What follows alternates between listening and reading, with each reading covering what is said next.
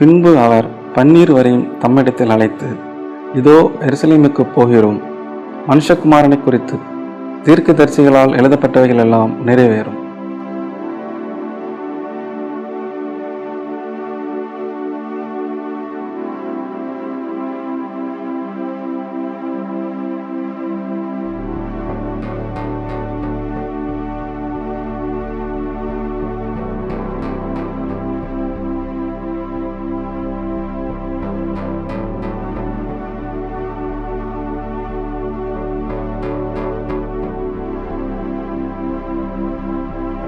கிறிஸ்துவுக்குள் பிரியமானவர்களே, உங்கள் யாவருக்கும் என்னுடைய வாழ்த்துக்களை தெரிவித்துக் கொள்கிறேன். இந்த நிகழ்ச்சியை பார்த்து கொண்டிருக்கிற ஜேடிகே டிவி நேயர்கள் அனைவருக்கும் என்னுடைய வாழ்த்துக்களையும் ஜெபங்களையும் நான் தெரிவித்துக் கொள்கிறேன். இன்று நாம் பார்க்க போகிற வேத பகுதி என்னவென்றால், லூக்கா எழுதின சுவிசேஷம் 10வது அதிகாரம் 25 முதல் 37வது வசனம் வரை நான் வாசிக்கிறேன். நீங்கள் எல்லோரும் கேளுங்கள். எல்லோருக்கும் தெரிந்ததான ஒரு காரியம்தான். நான் இருந்தாலும் மறுபடியும் இதை பற்றி நான் சிறிது ஸ்லாகித்து விளக்கமாக சொல்ல விரும்புகிறேன். நீங்கள் எடுத்துக்கொள்ளுங்கள். லூக்கா எழுதின சுவிசேஷம் 10வது அதிகாரம் 25 முதல் 37 முடிய.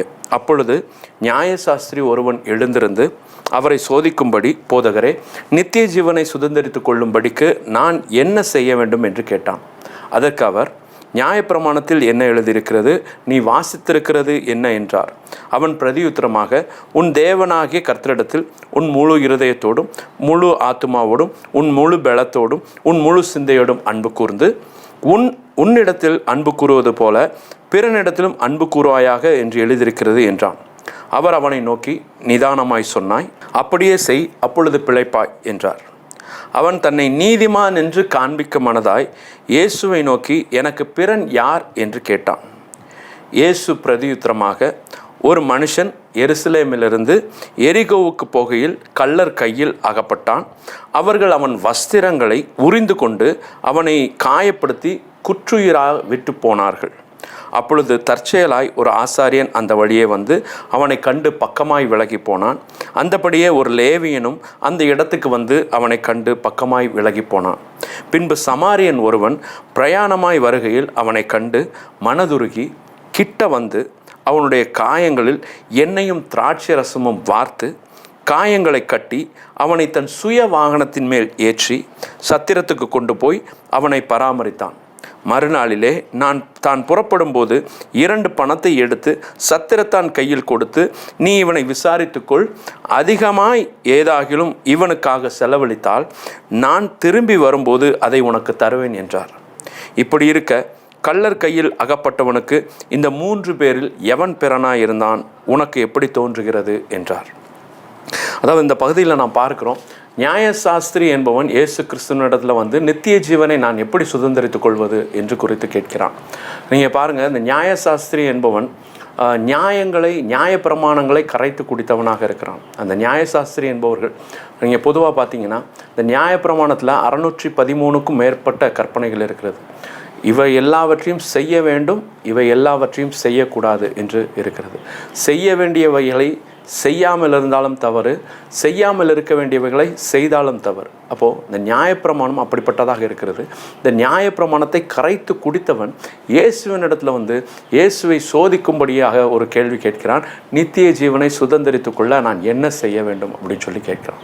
இப்போ இயேசு கிறிஸ்து இதற்கு நேராக பதில் கொடுக்காம, ஏன்னா இயேசு கிறிஸ்து அறிந்திருக்கிறார். அவன் வந்து தன்னை சோதிக்கிறான், தன்னை வந்து சோதித்து கேட்கிறான். அப்படிங்கிறதுனால இயேசு கிறிஸ்து பிரதியுத்தரமாக என்ன சொல்கிறாரு? நீ வாசித்திருக்கிறது என்ன நீ சொல்லு அப்படின்னு சொல்கிறார். அப்போ அவன் சொல்கிறான், உன் கர்த்தராகிய தேவனிடத்தில் உன் முழு இருதயத்தோடும் முழு ஆத்மாவோடும் முழு பலத்தோடும் முழு சிந்தையோடும் அன்பு கூறுவது போல உன்னிடத்தில் நீ அன்பு கூறுவது போல பிறனிடத்திலும் அன்பு கூறுவாயாக என்று எழுதியிருக்கிறது அப்படின்னு சொல்கிறான். அப்போ நீ அதை செய்ய அப்படின்னு சொன்னோன்னா அவன் கேட்குறான் பாருங்கள், மறுபடி இப்போ நான் எப்படி பிறனிடத்தில் நான் பிறன்னா எனக்கு யார் அப்படின்னு சொல்லி கேட்குறான். அப்போ அதுக்கு தான் ஆண்டவர் இந்த சமாரியன் கதையை சொல்கிறார். இது உங்கள் எல்லாருக்குமே ஏற்கனவே தெரிந்த ஒரு சம்பவம் தான். இருந்தாலும் நான் சொல்கிறேன், கர்த்தர் எனக்கு கொடுத்த வெளிப்பாட்டு நிமித்தமாக நான் இதில் ஒரு நிறைய காரியங்களை உங்களுக்கு விளக்கி சொல்லவிருக்கிறேன். உங்களுக்கு கண்டிப்பாக பயனுள்ளதாக இருக்கும் என்று நான் கர்த்தருக்குள் விசுவாசிக்கிறேன். இங்கே பாருங்கள், எரிகோலேருந்து எருசலேமுக்கு ஒருவன் பிரயாணமாய் செல்லுகிறான். அப்போ பாருங்கள், கள்ளர் கையில் அகப்பட்டு அவன் முதல்ல அவனோட ஆடையை உரிகிறாங்க. அந்த வசனத்தில் அப்படி தான் போட்டிருக்குது.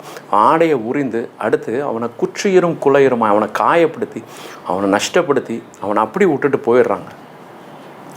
இங்கே ஒரு வசனத்தை எடுத்துக்கோங்க, நான் சொல்லுகிறேன். ஆதியாகமம் 3வது அதிகாரம் நாம் பார்க்கலாம். நான் சொல்லுகிறேன், வாசிக்கிறேன். தேவனாகிய கர்த்தர் உண்டாக்கின சகல காட்டு ஜீவன்களை பார்க்கிலும் சர்ப்பமானது தந்திரமுள்ளதாக இருந்தது. அது ஸ்திரீயை நோக்கி, நீங்கள் தோட்டத்தில் உள்ள சகல விருட்சங்களின் கனியையும் புசிக்க வேண்டாம் என்று தேவன் சொன்னது உண்டோ என்று கேட்டது. ஸ்திரீ சர்ப்பத்தை பார்த்து, நாங்கள் தோட்டத்தில் உள்ள விருட்சங்களின் கனிகளை புசிக்கலாம், ஆனாலும் தோட்டத்தின் நடுவில் இருக்கிற விருட்சத்தின் கனியை குறித்து தேவன் நீங்கள் சாகாதபடிக்கு அதை புசிக்கவும் அதை தொடவும் வேண்டாம் என்று சொன்னார் என்றான். அப்பொழுது சர்ப்பம் ஸ்திரீயை நோக்கி, நீங்கள் சாகவே சாவதில்லை, நீங்கள் இதை புசிக்கும் நாளிலே உங்கள் கண்கள் திறக்கப்படும் என்றும் நீங்கள் நன்மை தீமை அறிந்து தேவர்களைப் போல் இருப்பீர்கள் என்றும் தேவன் அறிவார் என்றது. அப்பொழுது ஸ்திரீயானவள், அந்த விருட்சம் புசிப்புக்கு நல்லதும் பார்வைக்கு இன்பமும் புத்தியை தெளிவிக்கிறதற்கு இச்சிக்கப்படத்தக்க விருட்சமாக இருக்கிறது என்று அதை கண்டு அதன் கனியை பறித்து புசித்து தன் புருஷனுக்கும் கொடுத்தால் அவனும் புசித்தான். அப்பொழுது அவர்கள் இருவருடைய கண்களும் திறக்கப்பட்டது, அவர்கள் தாங்கள் நிர்வாணிகள் என்று அறிந்து. நான் இந்த வார்த்தையை சொல்லுகிறதற்காக தான் நான் இந்த பகுதியை எடுத்துக்கொண்டேன். இங்கே பாருங்கள், எருசலேம்லேருந்து எரிகோவுக்கு போகிற இந்த மனிதனை கள்ளர்கள் அவனை என்ன பண்ணுறாங்க, குற்றுயிரும் குலையுருமாய் ஃபஸ்ட்டு ட்ரெஸ்ஸை ஊறிறாங்க. இங்கே இந்த ஆதாம் ஏவாள் காரியத்தில் நான் பார்க்குறோம். இந்த ஆதாம் ஏவாள் அந்த பழத்தை பறித்து சாப்பிட்டோன்னு அவள் என்ன ஆகிறா, நிர்வாணிகள் என்று அறிகிறார்கள். அப்போ முதலாவது பாவம் எந்த மனுஷனுக்குள்ளாக நுழைகிறதோ முதலாவது அவன் நிர்வாணமாக்கப்படுகிறான். நான் நிர்வாணம் சொல்கிறது இந்த மாம்ச பிரகாரமான நிர்வாணத்தை மாத்திரம் சொல்லலை, பாவிக்குரிய நிர்வாணம், தேவ பிரசன்னம். அதாவது கிறிஸ்துவனுடைய பிள்ளை, கர்த்தருடைய பிள்ளை எப்படி இருக்கணும்னா அவன் தேவ பிரசன்னத்தோடு நிறைந்தவனாக காணப்படணும். அவன் எங்கெல்லாம் செல்லுகிறானோ தேவ பிரசன்னத்தோடு செல்ல வேண்டும். அந்த தேவ பிரசன்னத்தை எப்போ இழக்கிறோமோ அப்போ என்ன ஆகிறோம், நிர்வாணிகள் ஆகிறோம். பாருங்கள், இந்த சர்ப்பம் தந்திரமுள்ளதாக எப்படி கேட்குது பாருங்கள். இந்த தோட்டத்தில் உள்ள எல்லா கனியும், எல்லா மரத்தின் கனியும் சாப்பிடக்கூடாதுன்னு சொன்னாரோ ஆண்டவர் அப்படின்னு சொல்லி.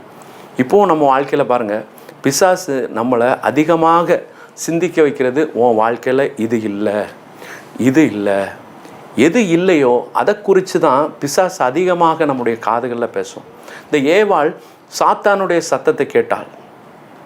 எவ்வளவோ இருக்குது. ஆண்டவர் என்ன சொன்னார், எல்லாத்தையும் நீங்கள் சாப்பிடலாம், எல்லாத்தையும் ஆண்டு கொள்ளலாம், பேர் வைக்கிறது முதற்கொண்டு எல்லாத்தையும் கர்த்தர் அவங்க கையில் ஒப்பு கொடுத்தார், அதிகாரத்தை கொடுத்தார். ஆனால் அவன் அந்த அதிகாரத்தை மறந்து, கர்த்தர் கொடுத்த எல்லாவற்றையும் மறந்து அவள் இல்லாத ஒன்றை நோக்கி பார்க்க போயிட்டா. நாமும் நம்முடைய வாழ்க்கையில் இது இல்லையே, இது இல்லையே, கர்த்தர் எவ்வளவோ கொடுத்துருக்குறாருங்க உங்களுக்கும் எனக்கும். அதை இந்த யோசிக்க மாட்டோமே, நம்ம அதுக்கு நன்றி சொல்ல மாட்டோமே. எவ்வளோ நன்றி நிறைந்த வாழ்க்கையை நான் வாழ வேண்டும் இயேசு கிறிஸ்துவுக்காக. முதலாவதாக இயேசு கிறிஸ்துவ நமக்கு ரட்சிப்பு என்கிற பெரிய அதிகாரத்தை கொடுத்துருக்கிறாருங்க. எத்தனையோ பேர் இன்னும் எப்படி எனக்கு ரட்சிப்பு கிடைக்கும், அப்படி புண்ணியம் கிடைக்குமா, இப்படி விமோச்சனம் கிடைக்குமா அப்படின்னு சொல்லி அலைந்து கொண்டு இருக்கிறாங்க. ஆனால் இயேசு கிறிஸ்து உங்களுக்கு எனக்கு இலவசமாக அவருடைய கிருபையினாலே கிறிஸ்து இயேசுவில் உள்ள மீட்பை கொண்டு நம்மை ரட்சித்திருக்கிறாரு. நம்ம நன்றி உணர்வோடு இருக்கிறோமா? யோசித்து பார்க்கலாமா?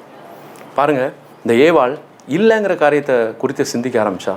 அப்போது என்ன ஆகுது, இதுவரைக்கும் அவள் அந்த தோட்டத்தில் எத்தனையோ நாட்கள் சுற்றி இருப்பா, இந்த மரத்தை பார்த்துருப்பா, இந்த கனியை பார்த்துருப்பா. அப்போல்லாம் அவளுக்கு அது இன்பமாக தெரியல, பார்வைக்கு இன்பமாக தெரியல, இச்சிக்கப்படத்தக்க விஷயமா தெரியல. ஆனால் என்னைக்கு அந்த பிசாசு அதை பின் பாயிண்ட் பண்ணி காட்டுறானோ அப்போ என்ன ஆகிறா, ஏவாள் விழுகிறா.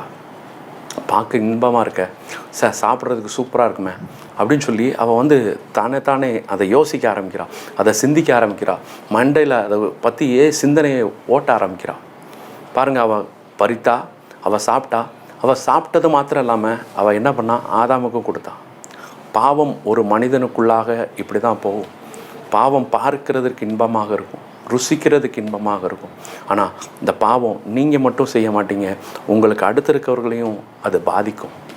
உங்களை மட்டும் அது பாதிக்கிறது இல்லைங்க, அது உங்களுக்கு இருக்க அடுத்து இருக்கிறவங்களையும் பாதிக்கும். பாருங்கள், இந்த ஏவாள் என்ன பண்ணுறா, அவள் சாப்பிட்டது மாத்திரம் இல்லாமல் அவள் என்ன பண்ணுறா, ஆதாமுக்கு கொடுக்குறா.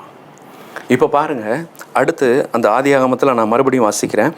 பகலின் குளிர்ச்சியான வேளையிலே தோட்டத்தில் உலாவுகிற தேவனாகிய கர்த்தருடைய சத்தத்தை அவர்கள் கேட்டார்கள். அப்பொழுது ஆதாமும் அவன் மனைவியும் தேவனாகிய கர்த்தருடைய சந்நிதிக்கு விலகி தோட்டத்தின் விருட்சங்களுக்குள்ளே ஒளித்து கொண்டார்கள். அப்பொழுது தேவனாகிய கர்த்தர் ஆபிரகாமை கூப்பிட்டு, நீ எங்கே இருக்கிறாய் என்றார். பாருங்கள், எவ்வளோ அன்பான தேவன், எவ்வளவு கரிசனையுள்ள தேவன். நம்ம பார்க்குறோம் சங்கீதத்தில், கர்த்தருக்கு எல்லாமே தெரியும். நம்முடைய உள்ளிந்திரியங்களை அறிந்திருக்கிறவர், அவர் ஆராய்ந்து அறிந்திருக்கிறவர், அவர் நம் உட்கார்தலையும் எழுந்திருக்குதல் எல்லாவற்றையும் அறிந்திருக்கிறாருங்க. அவருக்கு தெரியாதா ஆதாம் பாவம் செஞ்சுட்டான் அப்படிங்கிறது? ஆதாம் கீழ்ப்படியாமல் போயிட்டாங்கிறது அவருக்கு தெரிஞ்சிருக்கிறதா? இருந்தாலும் அவர் என்ன பண்ணுறாரு? மனிதன் மேலே உள்ள நம்பிக்கையில், சரி அவன் மனம் திருந்துவான், அவன் நம்மள்ட்ட மன்னிப்பு கேட்பான், தெரியாமல் பண்ணிட்டான் ஆண்டவரே அப்படின்னு சொல்லுவான்னு ஒருவேளை நினச்சிருப்பாருன்னு நான் விசுவாசிக்கிறேன். வந்து ஆதாமே நீ எங்கே இருக்கிறா அப்படின்னு கேட்குறாரு. அப்போ ஆதாம் சொல்கிறான் பாருங்கள், அதற்கு அவன், நான் தேவருடைய சத்தத்தை தோட்டத்திலே கேட்டு நான் நிர்வாணியாக இருப்பதனால் பயந்து ஒழித்து கொண்டேன் என்றான். பாருங்கள், இந்த நிர்வாணம், இந்த பாவம் செய்கிறதுனால வருகிற நிர்வாணம் பயத்தை கொண்டு வருதுங்க. ஆமென். பயத்தை கொண்டு வருது. நீங்கள் ஒருவேளை இப்படிப்பட்ட காரியங்களில் அகப்பட்டு கொண்டு இருக்கிறீங்களா? பாவத்தில் அகப்பட்டு கொண்டு இருக்கிறீங்களா? கர்த்தராகிய இயேசு கிறிஸ்து உங்களுக்கு உதவி செய்வார். பாருங்கள், அவன் என்ன பண்ணுறான்? பயத்தினால் பயந்து ஒழித்து கொண்டேன் அப்படின்னு சொல்கிறான். அப்போ தேவ பிரசன்னம், தேவ மகிமையற்றவர்களாக ஆதாமும் ஏவாளும் மாறிட்டாங்க. தேவ பிரசன்னத்தை இழந்துட்டாங்க. எவ்வளோ ஒரு கொடுமையான விஷயம். தேவன் ஆதாம் ஏவாளை படைத்து, உனக்கு தான், நீ ஆண்டுகொள், நீ பேர் வை அப்படின்னு சொல்லி அவனுக்கு அவ்வளோ ஒரு அதிகாரத்தை, அவ்வளோ ஒரு சுதந்திரத்தை கொடுத்துருக்கிறாரு. இந்த ஃப்ரீ வில் அப்படின்னு சொல்லுவாங்க, சுயசித்தம், உன் இஷ்டப்படி எதுனாலும் பண்ணு அப்படின்னு சொல்லி அந்த கொடுத்த அதிகாரத்தை அவன் என்ன பண்ணிட்டான்? துஷ்பிரயோகம் பண்ணிட்டான். இங்கே பாருங்கள், இப்போது அவங்க என்ன பண்ணுறாங்க? நிர்வாணம் ஆயிட்டேன் அப்படின்னு சொல்லி ஒழித்துக்கிறான். இப்போ பாருங்கள், அடுத்த ஆண்டவர் கேட்குறாரு. அப்பொழுது அவர், நீ நிர்வாணி என்று உனக்கு அறிவித்தவன் யார் அப்படின்னு சொல்லி கேட்கிறார். பாருங்கள், நீ நிர்வாணி என்று உனக்கு அறிவித்தவன் யார்? நீ நிர்வாணி நான் சொல்லணும்ப்பா. உன்னை படைத்த தேவன் நான் சொல்லணும். யார் சொன்னான் உனக்கு நிர்வாணின்னு? யார் சொன்னான் உன்னை? இன்றைக்கி உங்கள் காதில், நீ பாவி, நீ இந்த பாவம் பண்ணிட்ட, நீ அந்த பாவம் பண்ணிட்ட, நீ எப்படி தேவனை பாடி துதிக்க முடியும்? நீ எப்படி தேவனை ஆராதிக்க முடியும்? நீ எப்படி தேவ செய்தியை கொடுக்க முடியும்? நீ எப்படி மற்றவருக்காக ஜெபிக்க முடியும்? நீ எப்படி தேவனிடத்தில் போக முடியும்? தேவன் பரிசுத்தர், நீ போக முடியாது தேவனிடத்தில், நீ பாவி அப்படின்னு சொல்லி உங்கள் காதில் இப்படி ஒரு சத்தம் கேட்டுக்கொண்டு இருக்கிறதா? கர்த்தர் சொல்கிறார், நீ நிர்வாணி என்று உனக்கு அறிவித்தவன் யார்? நீ நிர்வாணின்னு உன்னை படைத்த தேவன் உன்னை சொல்லணும். உங்களை படைத்த தேவன் சொல்லணுங்க, வேற யாரும் சொல்லக்கூடாது. ஆமென். ஹல்லேலூயா, ஹல்லேலூயா. இப்போ பாருங்கள், இங்கே பிசாசு நிர்வாணி என்று சொல்லி ஆதாமுக்கும் ஏவாளுக்கும் இந்த நிர்வாணத்தை குறித்து சொன்னான். நீ பாவம் செஞ்சுட்ட, நீ இனி தேவ மகிமைக்குள்ளே போக முடியாது, தேவனோடு நீ இணைந்திருக்க முடியாது அப்படின்னு சொல்லி பிசாசு சொல்கிறான். உங்கள் வாழ்க்கையில் அப்படி சொல்கிறான்னா நீங்கள் அதை நம்பாதீங்க. நமக்காக கல்வாரி சிலுவையில் இயேசு கிறிஸ்து சிலுவையில் வெற்றி சிறந்தார். ஆமென். அவர் இரத்தத்தினால் கழுவப்பட்டவர்களாக மாறுங்க. பாருங்கள், நம்ம மறுபடியுமாக இந்த லூக்கா 10வது அதிகாரத்துக்கு வருவோம். இதை எதுக்கு சொல்ல வந்தேன்னா, இந்த நிர்வாணம், பாவம் நமக்குள்ளே வந்துச்சுன்னா ஃபஸ்ட்டு நாம் நிர்வாணமாய் காணப்படுகிறோம். தேவ மகிமையற்றவர்களாக மாறிவிடுகிறோம். தேவ பிரசன்னத்தை இழந்தவர்களாக மாறிவிடுகிறோம். தேவன் அதற்காக நம்மை அழைக்கவில்லை. தேவன் அதற்காக நம்மை முன்குறிக்கவில்லைங்க. நாம் பாவம் செய்கிறதற்கு நம்மை தேவன் அழைக்கவில்லை. நாம் பலத்தை கேட்க வேண்டும். ஆண்டவர்கிட்ட, ஆவியானவர்கிட்ட, கர்த்தாவே நான் பாவத்தை எதிர்த்து நிற்கக்கூடிய பலனை எனக்கு தாங்கப்பா அப்படி கேட்கணும். அல்லேலூயா. பாருங்கள், இப்போது அவன் குற்றுயிரும் குலையுருமாய் கிடக்கிறான். நீங்கள் இந்த லூக்கா 10வது அதிகாரத்தில் நான் மறுபடியுமாக வாசிக்கிறேன். 31வது வசனத்தை பாருங்கள். அப்பொழுது தற்செயலாய் ஒரு ஆசாரியன் அந்த வழியே வந்து அவனை கண்டு பக்கமாய் விலகி போனான். அந்தபடியே ஒரு லேவியனும் அந்த இடத்துக்கு வந்து அவனை கண்டு பக்கமாய் விலகி போனான். பாருங்கள், இவங்க 2 பேர் வர்றாங்க, பார்க்குறாங்க, ஐயோ இப்படி அடிபட்டு கிடக்கிறானே, இவ்வளோ ரத்தம், இவ்வளோ காயமா அப்படின்னு பார்த்துட்டு அப்படி ஓரமாகவே போயிடுறாங்களாம். அவங்க ஹெல்ப் பண்ணலைங்க. பாருங்கள், ஏன் லேவியராகமத்தில் நாம் பார்க்குறோம், இரத்தத்திற்கு விலகி இருங்கள். ஒரு ஆசாரியன் லேவியன் என்ன பண்ணக்கூடாது? இரத்தத்து பக்கத்தில் போகக்கூடாது. போனாங்கன்னா அது தீட்டு. அவங்க ஒரு ஆலயத்திற்காக போகலாம், இல்லை ஒரு ஊழியத்திற்காக போகலாம், எதுக்காவது போகலாம். ஸோ அவங்க அங்கே போக முடியாது. இதே போல தாங்க, பாவத்தில் நாம் விழுந்து கிடந்தோம் என்றால் நமக்கு நியாயப்பிரமாணம் உதவி செய்ய முடியாது. இந்த ஆசாரியனும் லேவியனும் என்ன பண்ணாங்க? பக்கமாய் விலகி போனாங்க. அதே போல் தான் இந்த நியாயப்பிரமாணம், அது தேவன் கொடுத்தது. நியாயப்பிரமாணம் குறைவானது அல்ல, நியாயப்பிரமாணம் நிறைவானது. நியாயப்பிரமாணத்தை கடைபிடிக்கும்படியாக மோசேக்கு கர்த்தர் கொடுத்தார். ஆனால் அந்த நியாயப்பிரமாணத்தை கடைபிடிக்க நமக்கு தகுதி இல்லைங்க. ஏன்னா நியாயப்பிரமாணத்தின் ஸ்டாண்டர்ட் அந்த லெவலுக்கு இருக்குது. நியாயப்பிரமாணத்தை கண்டுபிடிக்கணும்னா நான் ஏற்கனவே சொன்னேன் பார்த்தீங்களா, 613க்கும் மேற்பட்ட கற்பனைகள். இதையெல்லாம் செய்யக்கூடாது, இதெல்லாம் செய்யணும். செய்ய வேண்டியதை செய்யாமல் இருந்தாலும் தப்பு, செய்யக்கூடாததை செய்தாலும் தப்பு. இப்போ இது எல்லாத்தையும் கடைபிடிக்கணும்னா எவ்வளோ கஷ்டம் பாருங்கள். 613 கற்பனைன்னு வச்சுக்கோங்களேன். இந்த 613 கற்பனையில் 612 கற்பனைகளை நாம் கடைபிடித்து ஒரு கற்பனையை நாம் விட்டாலும் நாம் பாவிகளாக மாறுவோம். ஸோ நியாயப்பிரமாணத்தை நம்மால் என்ன பண்ண முடியல, கடைபிடிக்க முடியல. நாம் பாவிகளாக, நாம் பலனற்றவர்களாக இருந்தோம். பாருங்கள், இந்த ஆசாரியனும் லேவியனும் அவங்களால என்ன பண்ண முடியல, அவங்களுக்கு ஹெல்ப் பண்ண முடியல. அந்த மனுஷனுக்கு குற்றுயிரும் குலையுருமாய் நிர்வாணமாய் கிடக்கிறவனுக்கு ஹெல்ப் பண்ண முடியல. இப்போ பாருங்கள், இந்த சமாரியன் வருகிறான் பாருங்கள். பின்பு சமாரியன் ஒருவன் பிரயாணமாய் வருகையில் அவனை கண்டு மனதுருகி கிட்ட வந்து அவனுடைய காயங்களில் எண்ணெயும் திராட்சை ரசமும் வார்த்து காயங்களை கட்டி அவனை தன் சுய வாகனத்தின் மேல் ஏற்றி சத்திரத்துக்கு கொண்டு போய் அவனை பராமரித்தான். பாருங்கள், இந்த சமாரியன் ஒருவன் அவன் வந்து ஹெல்ப் பண்ணுறான். ஐயோ இப்படி கிடக்கிறானே, நம்ம எத்தனை பேரை பார்த்து ரோட்டில் பார்த்து ஹெல்ப் பண்ணுறோம். கிறிஸ்துவை தரித்திருக்க வேண்டிய நாம், கிறிஸ்துவின் சாயலாக இருக்க வேண்டிய நாம், கிறிஸ்துவின் சிந்தையை கொண்டு இருக்க வேண்டிய நாம் எத்தனை பேருக்கு நாம் உதவி செய்கிறோம்? இந்த வேளையில் நாம் யோசித்து பார்க்கணும். இந்த சமாரியன் பார்க்குறான், ஐயோ அடிபட்டிருக்கிறாரே, இவருக்கு நம்மளால் ஏதாவது உதவி செய்யணும், நம்மளான உதவியை நம்ம செய்யணும் அப்படின்னு சொல்லி அவர் இறங்கி வராரு. வந்து என்ன பண்ணுறாரு, அவனுக்கு ட்ரெஸ்ஸு கொடுக்குறாரு. அவன் காயங்களை ஃபுல்லாக என்ன பண்ணுறாரு, துடைக்கிறாரு. அவனுக்கு எண்ணெயும் திராட்சை ரசமும் வார்க்கிறார். அவனை தன் சுய வாகனத்தின் மேல் ஏற்றி சத்திரத்துக்கு கொண்டு போகிறார். எவ்வளோ ஒரு நல்ல ஒரு குணம் பாருங்கள். இந்த குணம் நமக்குள்ளே இருக்குதா? நாம் இந்த வேளையில் யோசித்து பார்க்கணும். பாருங்கள், இந்த சமாரியன் என்ன பண்ணுறாரு, சத்திரத்துக்கு கூட்டு போயிட்டு 2 பணத்தை கொடுக்குறாரு. கொடுத்து, இதை நீங்கள் செலவழிங்க, நான் இப்போ வெளியே கிளம்ப வேண்டியது இருக்குது, நான் போயிட்டு திருப்பி வருவேன். நீங்கள் இதுக்கு மேலே எவ்வளோ செலவழித்தாலும் அதை நான் கொடுக்குறேன், அவர்கிட்ட வாங்காதீங்க, நான் கொடுக்குறேன் அப்படிங்கிற ஒரு ரெஸ்பான்சிபிலிட்டி, ஒரு பொறுப்பை எடுத்துக்கிறாரு. நான் கொடுக்குறேன், நான் பார்த்துக்கிறேன் அப்படின்னு சொல்லி அந்த அடிப்பட்ட குற்றுயிரும் குலையுருமாய் கிடந்த அந்த மனிதனுக்கு இவர் ஹெல்ப் பண்ணுறார், சமாரியன். அவன் அல்லேலூயா. பாருங்கள், அடுத்து பாருங்கள். இப்போது இயேசு கேட்கிறார், இப்படி இருக்க கள்ளர் கையில் அகப்பட்டவனுக்கு இந்த 3 பேரில் எவன் பிறனாயிருந்தான் அப்படின்னு சொல்லி கேட்கிறார். உனக்கு எப்படி தோன்றுகிறது அப்படின்னு சொல்லி நியாயசாஸ்திரியை பார்த்து இயேசு கிறிஸ்து கேட்கிறார். நீங்கள் இப்போ சொல்லுங்களேன், யார் பிறனாயிருந்தா? இப்போது அந்த நியாயசாஸ்திரி சொல்கிறான், அதற்கு அவனுக்கு இரக்கம் செய்தவனே என்றான். அப்பொழுது இயேசு அவனை நோக்கி, நீயும் அந்தபடியே செய்கின்றார். பாருங்கள், அந்த நியாயசாஸ்திரி ஒரு யூதனாக இருந்தபடியினால அவன் என்ன சொல்கிறான், அதற்கு அவனுக்கு இரக்கம் செய்தவனே அப்படின்னு சொல்லி சொல்கிறான். அப்போ இரக்கம் செய்தவனே அப்படிங்கும் பொழுது அவன் வாயில் இந்த சமாரியன் அப்படிங்கிற வார்த்தை அவனால் சொல்ல முடியல. ஏன்னா இங்கே உங்களில் எத்தனை பேருக்கு தெரியுங்கிறது எனக்கு தெரியல, யூதர்களுக்கும் சமாரியர்களுக்கும் ஆகாது. யூதர்கள் சமாரியர்களை ஒரு தீண்டத்தகாதவர்களாக பார்ப்பாங்க. இந்த அசீரிய நாட்டு படையெடுப்பில் யூதர்கள் வேறு ஜாதியோட கலந்து அதில் ஒரு சந்ததி உருவானதுனால அவங்க சமாரியர்களை அவங்க யூதர்களே அல்ல அப்படின்னு சொல்லி அவங்கள சமாரியா நாட்டில் வாழ்கிற சமாரியர்கள் அப்படின்னு சொல்லி அழைத்தார்கள். அவங்க கெரிசீம் அப்படிங்கிற ஒரு மலையை நோக்கி தான் தேவனை ஆராதிப்பாங்க சமாரியர்கள். அப்போ நம்ம பைபிளில் அநேக காரியங்களில் நம்ம பார்க்கும்போது இந்த சமாரிய ஸ்திரீயை எடுத்துக்கொள்ளுங்க. ஸோ இவங்களெல்லாம் ஒதுக்கியே வச்சுருப்பாங்க.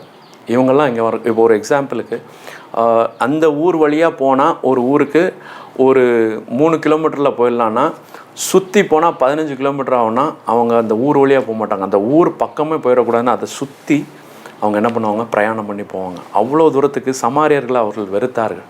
ஆனால் இங்கே பாருங்கள், அந்த யூதன் நியாயசாஸ்திரி சொல்கிறான், அவனுக்கு இரக்கம் செய்தவனே, சமாரியன் தான் உதவி செய்தான் அப்படின்னு அவன் வாயில் வரல, இரக்கம் செய்தவன் அப்படிங்கிறான். நாம் எத்தனை பேர் அப்படி இருக்கிறோம்? இந்த ஜாதி, இந்த மதம், ஏழை, கருப்பாக இருக்கிறான் இப்படின்னு சொல்லி எத்தனை பேரை நாம் பாகுபடுத்தி பிரித்து வச்சுருக்குறோம். எத்தனை பேரை நாம் ஒதுக்கியிருக்கு. நீங்கள் ஒதுக்கலைன்னா ரொம்ப சந்தோஷம். ஆனால் எத்தனை பேரை நாம் ஒதுக்கி இருக்கிறோம். இவன் எனக்கு பிடிக்கல, இவன் கூட சண்டை, பக்கத்து வீட்டுக்காரன் கூட சண்டை, எதிர்த்த வீட்டுக்காரன் கூட சண்டை, அவன்கிட்ட போய் பேச மாட்டான், அவன்கிட்ட போய் நான் எப்படி நிற்கிறது அப்படின்னு சொல்லி எத்தனை நாம் பெருமை பாராட்டி கொண்டு இருக்கிறோம். நம்மை நாமே எத்தனை பேர் நான் உயர்ந்தவன், இவன் தாழ்ந்தவன் அப்படின்னு சொல்லி நம்ம எத்தனை பேர் மேன்மை பாராட்டி கொண்டு இருக்கிறோம். ஆனால் இயேசு கிறிஸ்து பாருங்கள், இந்த சம்பவத்தில் சமாரியனை ஹீரோவாக காட்டுகிறார், சமாரியனை உயர்ந்தவனாக காட்டுகிறார். ஏன் அவர் சமாரியனை காட்டுகிறார் அப்படின்னா, அந்த நியாயசாஸ்திரிக்கு உரைக்கும்படியாக, நான் இப்படிப்பட்டவர்களுக்காக வந்தேன், இந்த பூமிக்கு நான் வந்தது இப்படிப்பட்ட ஒதுக்கப்பட்ட, புறம்பே தள்ளப்பட்ட, தனித்து விடப்பட்ட, நிர்கதியாய் நிற்கிற இவர்களுக்காக வந்தேன் அப்படிங்கிறத அவர் காட்டுகிறதற்காக தான் அந்த சமாரியனை அவர் உயர்த்தி காட்டுகிறார். நாம் இனிமே ஒருவேளை நீங்கள் யாரையாவது புறம்பே தள்ளி, இவன் எனக்கு பிடிக்காது, இவ கூட பேச மாட்டேன், இவன் வேணாம், இவன் மட்டும் வேணாம் அப்படின்னு சொல்லி எத்தனை பேர் நாம் செய்து கொண்டிருந்தோமோ, நீங்கள் தயவு செய்து சொல்கிறேன், இயேசு கிறிஸ்துவின் சிந்தை அது கிடையாது. இந்த லென்த்து காலத்தில் நாம் ஒரு உறுதிமொழி எடுப்போம், கர்த்தாவே உம்முடைய அன்பை நான் வெளிக்காட்ட வேண்டும். ஆமென். கிறிஸ்தவத்தின் அடித்தளம் அன்பு, கிறிஸ்தவத்தின் பேஸ்மெண்ட் அன்புங்க. எல்லா இடத்துலையும் நாம் அன்பாக இருக்க வேண்டும். இயேசு கிறிஸ்து கல்வாரி சிலுவையில் அடிக்கப்படும் பொழுது, கடைசியில் அவர் சாகும் பொழுது சொல்கிறார், பிதாவே இவர்களை மன்னியும், தாங்கள் என்ன செய்கிறோன்னு அவங்க தெரியாமல் செய்கிறாங்க. எவ்வளோ அன்பு பாருங்கள், இந்த தேவனின் அன்பு, ஒரு தன்னலமில்லாத அன்பு பாருங்கள். இப்போது அந்த மனிதன் அவன் என்ன ஆயிருக்கிறான், அவன் குற்றுயிருமாய் குலையுரமாய் கடந்தவனை பாருங்கள், நிர்வாணமாய் கடந்தான். இந்த நல்ல சமாரியன் என்ன பண்ணுறாரு, போய் அவன் காயங்கள் எல்லாம் கட்டுறாருங்க. ஆமென், ஹல்லேலூயா. நான் ஏற்கனவே சொன்னது போல், உங்களுக்கு நான் பாவி, நான் இதெல்லாம் பண்ண முடியாது, நான் தேவனுடைய ஊழியத்தை பண்ண முடியுமா, நான் அதை பண்ண முடியுமா, எனக்கு அதுக்கு தகுதியே கிடையாது, நான் தகுதி இல்லாதவன், நான் குப்பை, நான் பாவி, நான் இப்படிப்பட்ட பாவத்தை செஞ்சுட்டேன், நான் தேவனுக்கு பிடிக்காத பாவத்தை செஞ்சுட்டேன்னு. தப்பு தான், பாவம் பண்ணுறது தப்பு தான், தேவனுக்கு பிடிக்காது தான். ஆனால் எத்தனை தடவை நம்ம அதையே சொல்லி தேவனை விட்டு நாம் விலக முடியும் பாருங்கள். அதுக்காக தான் நான் சொன்னேன், ஆதாம் பாவம் செய்தான், ஆனால் ஆதாமை தேடி ஆண்டவர் வந்தாருங்க. ஆதாம் தான் விலகி ஓடினான். வேத வசனம் சொல்லுகிறது அப்படியே தான் சொல்லுது. ஆதாம் என்ன பண்ணான், ஆதாம் தான் ஒளிந்து கொண்டான். தேவனுக்கு தெரியும் அவன் செஞ்சிட்டான்னு.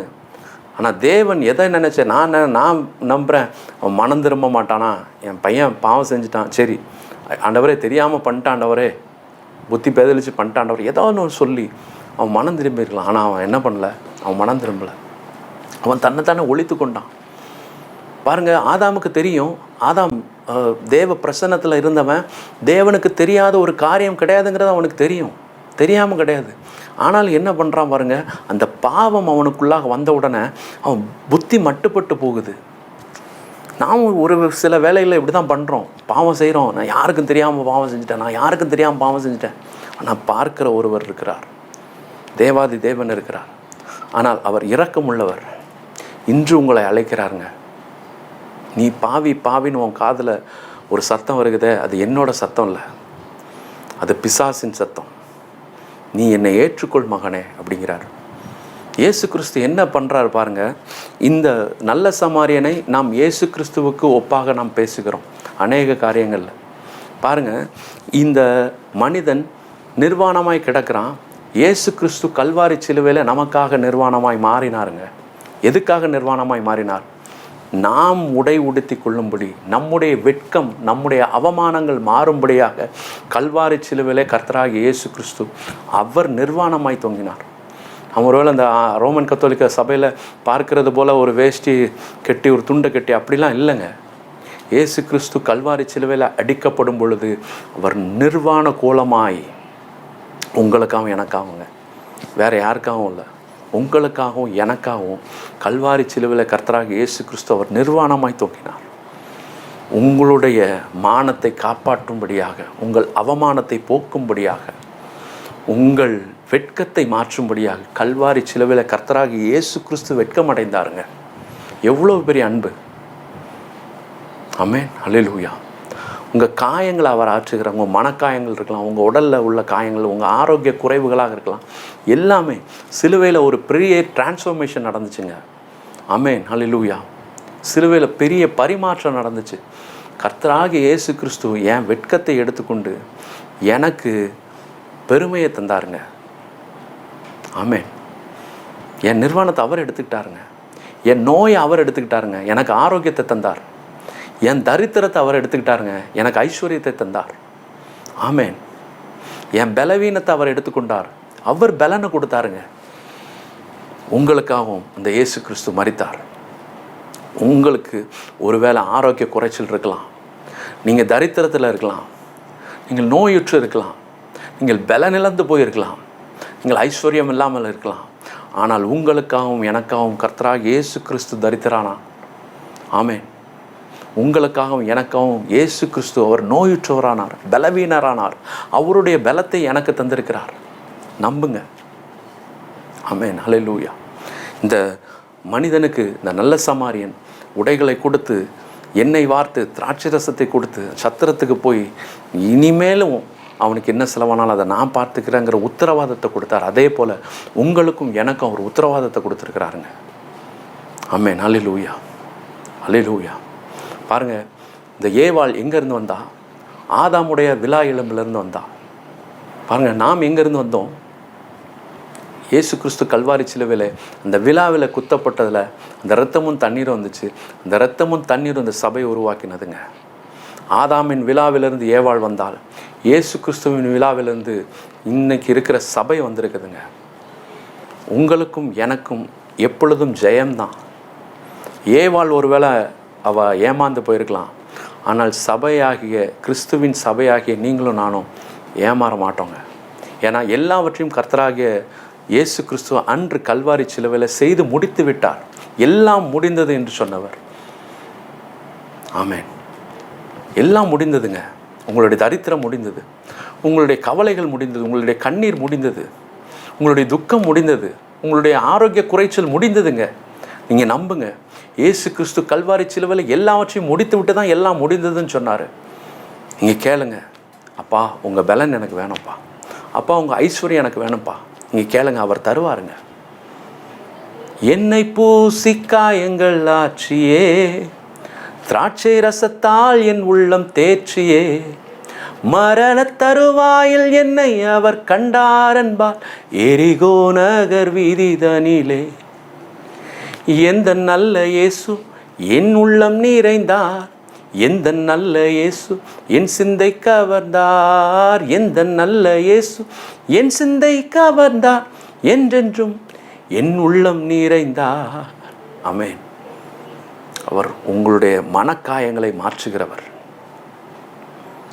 உங்களுடைய மனதின் பாரங்களை அவர் சுமந்து கொள்ளுகிறவருங்க. வருத்தப்பட்டு பாரம் சுமக்கிறவர்களே, நீங்கள் எல்லாரும் என்னிடத்தில் வாருங்கள், நான் உங்களுக்கு இளைப்பாறுதல் தருவேன் என்று சொன்ன தேவன். நாம் எல்லோரும் ஜெபிக்கலாமா? கர்த்தாவே, இந்த நியாயசாஸ்திரி சமாரியன் என்று சொல்லக்கூட வாய்க்கூசி போய் அவனுக்கு இரக்கம் செய்தவனே என்று சொன்னான். அப்படி நாங்கள் இருக்கக்கூடாது ஆண்டவரே. எங்களுக்குன்னு விரோதி யாரும் கிடையாது அப்பா. நீங்கள் எல்லாருக்கும் அன்பை தான் காட்ட சொல்லியிருக்கிறீங்க ஆண்டவரே. துன்பப்படுத்துகிறவர்களுக்காக ஜெபிங்கன்னு சொல்லியிருக்கிறீங்க. ஆமென். உங்களை ஒடுக்குறவங்களை ஆசீர்வதிங்கன்னு சொல்லியிருக்கிறீங்க.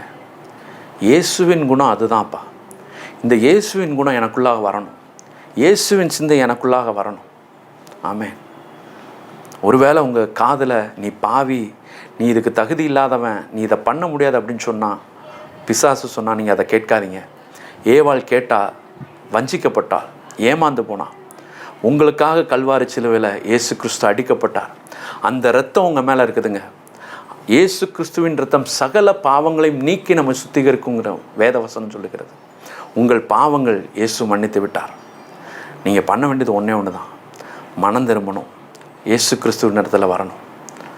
கேளுங்க, இயேசுவே நான் மனம் திரும்புகிறேன் ஆண்டவரே, நீங்கள் என்னை படைத்தது நான் இப்படி பயந்து ஒடுங்கி இருக்கிறதற்காக அல்ல, நான் பாவி, நான் நிர்வாணின்னு சொல்லுகிறதற்காக அல்ல, நான் மற்றவனை ஒதுக்குகிறதற்காக அல்ல, எல்லாரையும் அன்பு கூறுகிறதற்காக, மற்றவனுக்கு பிரயோஜனம் உள்ளவனாக வாழும்படியாக நீங்கள் என்னை அழைத்திருக்கிறீங்க ஆண்டவரே.